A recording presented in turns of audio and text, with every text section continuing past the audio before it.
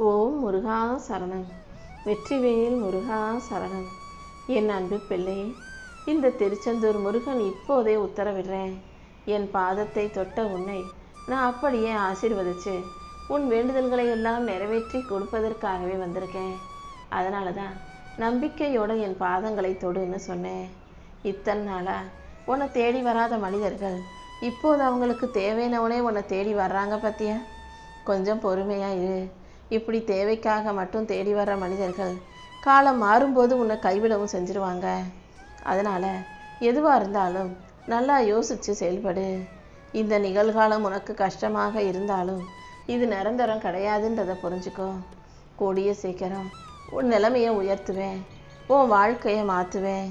உன் வருங்காலத்தை வளமான சிறப்பான காலமாக நான் அமைச்சு கொடுக்குறேன். கர்மாங்கிறது நீ செஞ்ச தானம், நீ கொடுத்த மரியாதை, நீ செஞ்ச துரோகம்தான். அதனால் நீ செய்கிற நல்லது கெட்டது எல்லாத்துக்கும் பேர் கர்மான்றதை ஞாபகம் வச்சுக்கிட்டு கர்மாக்களில் நல்லது மட்டுமே இருக்கும்படியும் கெட்டது எதுவும் இல்லாதபடிக்கும் நல்லதை செய்ய பழகிக்கோ என் செல்லமே. உன்னால் முடிஞ்ச தான தர்மத்தை செய். உன்னை சுற்றி இருக்கிறவங்களுக்கு மரியாதை கொடு. நீ என்ன செய்கிறியோ அதை விட சிறப்பாக இந்த அப்பன் முருகன் உன் கைகளில் கொண்டு வந்து சேர்ப்பேன். நீ எடுத்து வைக்கிற ஒவ்வொரு அடியிலும் உனக்கு துணையாக நான் இருந்து வெற்றியை கொடுப்பேன். உனக்காக படைக்கப்பட்ட ஒன்று நிச்சயமாக உன்னை வந்து சேர்ந்தே தீரும். என்னை முழுசாக நம்பக்கூடிய உனக்கு எல்லா விதத்திலும் நான் துணையாக இருந்து வாழ்க்கையை வெற்றிகரமாக வாழ்கிறதுக்கு வழிகாட்டுறேன். யாராவது உன்னை ஒதுக்கி வச்சாலும் நிராகரித்தாலும் உன்னை கண்டுக்காமல் அடுத்தவங்களை தேடி போய் பேசும்போதும் நீ உனக்கான மரியாதையை விட்டு கொடுக்காதே. அவங்க உன்னை மதிக்காதனால உன் மதிப்போ அல்லது உன்னுடைய திறமையோ எந்த விதத்திலும் குறைஞ்சு போயிடாது.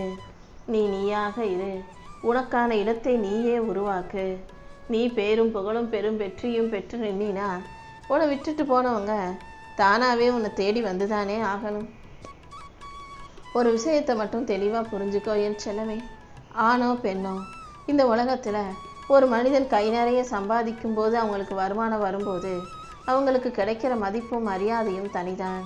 அதனால் நான் தான் இவ்வளோ வேலை செய்கிறேனே, நான் தான் இதை செய்கிறேனே அதை செய்கிறேனேன்னு உனக்கு நீயே சமாதானம் சொல்லிக்கிட்டு வருமானம் இல்லாத வாழ்க்கை வாழ நினைக்காதே. ஏதாவது ஒரு வழியில் எப்படியாவது நல்லபடியாக நேர்மையாக சம்பாதிக்க முயற்சி செய்.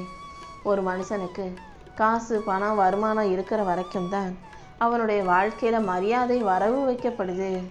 உனக்கான மதிப்பையும் மரியாதையும் மிகப்பெரிய அளவில் பெறணும்னு நினச்சினா அந்த அளவுக்கு நீ உன் வாழ்க்கையை உயர்த்தி கொள்ளணும் என் செல்லமே. உன் வாழ்க்கை உயர்வதற்கும் நீ நல்லபடியாக வாழ்வதற்கும் இந்த அப்பன் முருகன் கண்டிப்பாக உனக்கு துணையாக இருப்பேன். இந்த திருச்செந்தூர் முருகனை நம்பி வந்த உனக்கு இனி தோல்வியோ சோதனைகளோ கிடையாது என் செல்லமே. என்ன உனக்கு கொஞ்சம் கஷ்டத்தை கொடுத்துருக்கேன், அவ்வளவுதானே. நான் உனக்கு கொடுத்த கஷ்டங்களை எல்லாம் சாபமாக நினைக்காதே. எல்லா கஷ்டங்களும் உன்னை ஒரு நல்ல நிலைமைக்கு உயர்த்துவதற்காக நான் கொடுத்த வரம்ங்கிறத புரிஞ்சுக்கோ. நான் கொடுத்த கஷ்டங்களை எல்லாம் வரமாக நினச்சிக்கிட்டு வாழ்க்கையை அழகாக்க முயற்சி செய்யன்னு செல்லவே.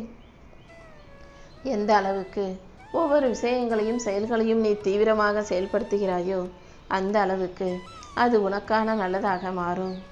உன் வாழ்க்கையில் அதிசயத்தை நடத்தி கொடுத்து உன்னை நல்லபடியாக வாழ வைக்க நான் இருக்கும்போது நீ எதுக்கும் வருத்தப்படாத. உன்னுடைய எண்ணங்களும் நோக்கங்களும் தூய்மையானதாக இருக்கும்போது நீ எந்த விதத்திலும் தோற்று போக மாட்ட.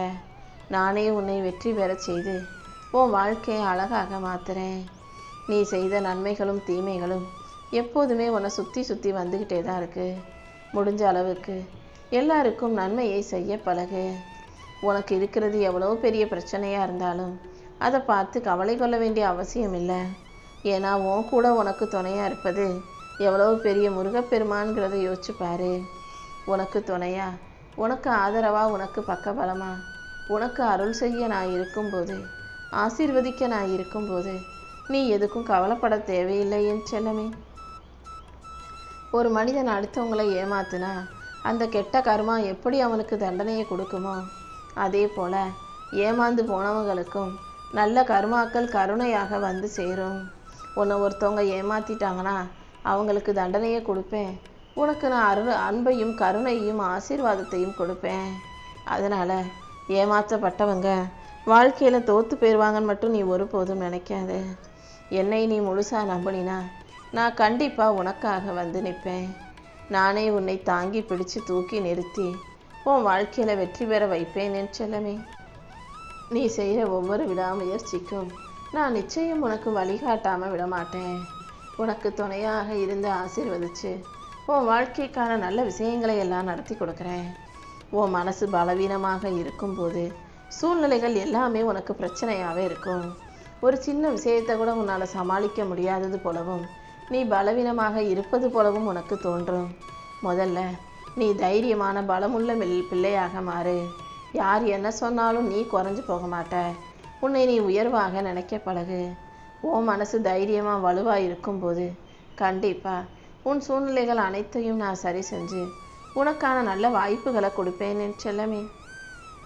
இப்போது உனக்கு கஷ்டமாக இருக்கிற விஷயங்கள் எல்லாத்தையும் சரி செஞ்சு உனக்கு பிடிச்சதையெல்லாம் நான் மிக சுலபமாக உனக்கு சாதகமானதாக உன் வாழ்க்கையில் கொண்டு வந்து சேர்க்குறேன்.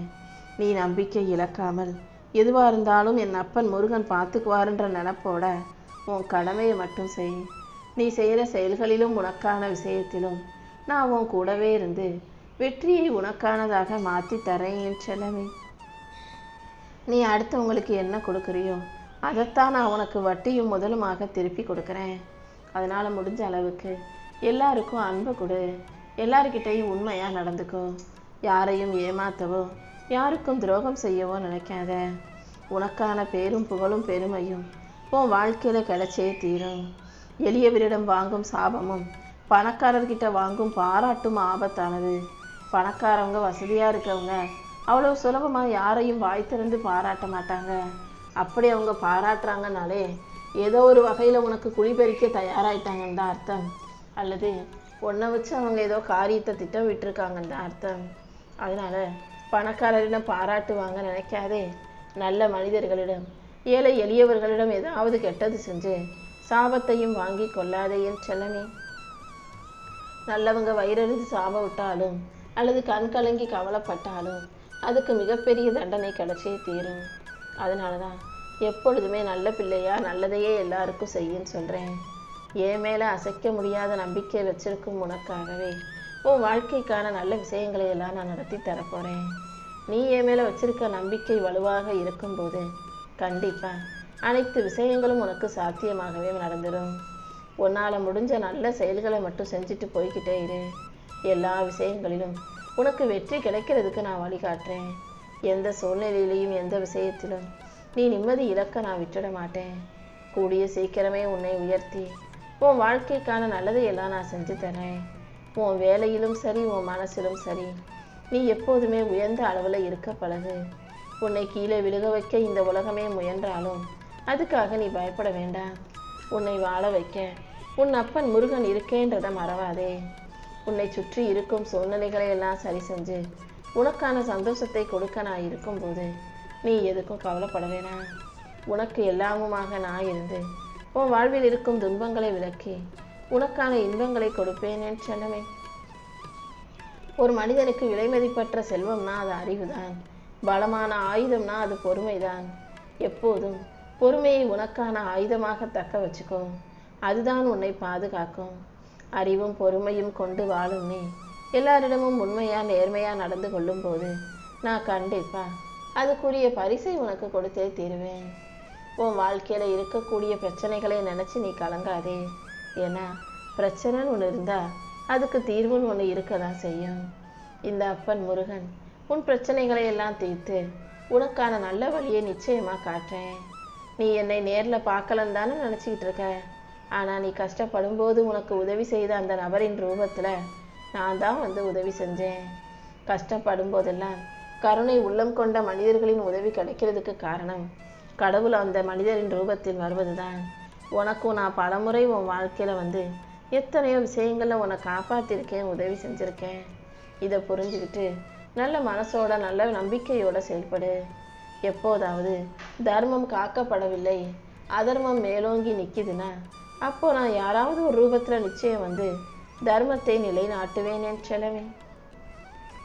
கண்டிப்பாக உன் வாழ்க்கையிலையும் நியாயமும் நேர்மையும் கிடைக்கும்படி நல்லதாக செய்கிறேன். நீ செஞ்ச நல்ல விஷயங்கள் எந்த சூழ்நிலையிலையும் உன்னை கைவிடாது. இந்த உலகமே உன்னை கைவிட்டாலும் நீ செஞ்ச தான தர்மம் நிச்சயம் உன்னையும் உன் தலைமுறையும் காப்பாற்றும். எல்லாம் எனதாக வேண்டும் என்பதை விட எனக்கானது எல்லாம் நிலையானதாக இருக்கணும்னு நினைக்க பழகு. உன் வாழ்க்கைக்கு தேவையான அனைத்தையும் அள்ளி கொடுத்து உன்னை நல்லபடியாக நிம்மதியாக வாழ வைக்க வேண்டியது இந்த அப்பன் முருகனின் ஆசை. உண்மையான இன்பத்தை உன் வாழ்க்கையில் நான் நிரந்தரமாக கொடுக்க போகிறேன். நீ எப்போதும் என் மேலே நம்பிக்கவை. ஒருத்தரை ஏமாற்றி இன்னொருத்தருக்கு நீ நல்லது செய்யணுன்ற எந்த அவசியமும் கட்டாயமும் கிடையாது. எல்லாரையும் ஒரே மாதிரி பாரு. எல்லாருக்கும் உண்மையாகவே இரு. ஆனால் அந்த உண்மையும் நேர்மையும் அன்பும் பாசமும் ஒரு அளவோட ஒரு இடைவெளி விட்டதாக இருக்கட்டும் என் செல்லமே. ஏன்னா நீ அளவுக்கு மீறி அடுத்தவங்களை நம்பினாலும் அல்லது அளவுக்கு மீறி அடுத்தவங்களுக்கு உண்மையா அன்பா பாசமா இருந்தாலும் அவங்க எப்படிடா உன்னை ஏமாற்றி உன் மூலமாக ஏதாவது செஞ்சுக்கலான்னு தான் பார்க்குறாங்க. அதனால தான் அன்பும் பாசமும் அளவோடு இருந்தால் நல்லதுன்னு சொல்கிறேன். உன்னுடைய எண்ணங்கள் எல்லாமே எப்போதும் மற்றவங்களுக்கு நன்மையை தரக்கூடியதாக இருக்கட்டும்.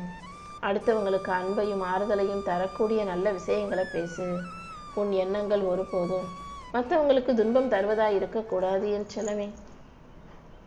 நேற்று நடந்ததையெல்லாம் மறந்துட்டு இன்னைக்கு செய்ய வேண்டிய செயல்களில் கவனம் செலுத்து.